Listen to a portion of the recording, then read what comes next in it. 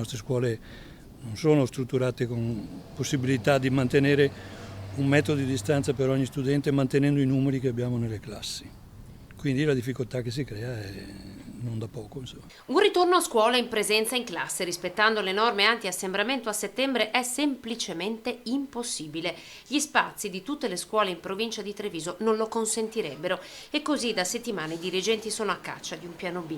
A Montebelluna, ad essere conteso tra più scuole, potrebbe essere il Cinema Italia, cui il liceo veronese ha già formalizzato una prima richiesta di usufrutto degli spazi. Il cinema ha delle sale, una contiene 200 posti, però non possono essere tutti attaccati, quindi anche lì andranno distanziati. L'altra ne ha un centinaio circa e poi ne ha una terza, ma ripeto, non siamo andati oltre se non la ricerca di una disponibilità del cinema. Il liceo montebellunese soffre già di un disagio interno legato agli spazi per i lavori nella succursale che ancora non sono stati ultimati.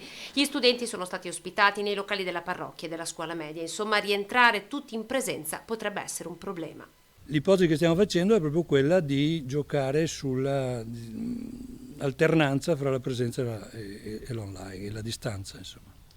La soluzione ventilata fin dall'inizio dal ministro Azzolina potrebbe diventare quella più semplice da gestire. Le linee guida ad oggi non ci sono. Ieri l'incontro in provincia. Una volta terminati gli esami di maturità, il mese di luglio diventa fondamentale per l'individuazione degli spazi. Un'altra difficoltà che era emersa ieri è quella dei trasporti.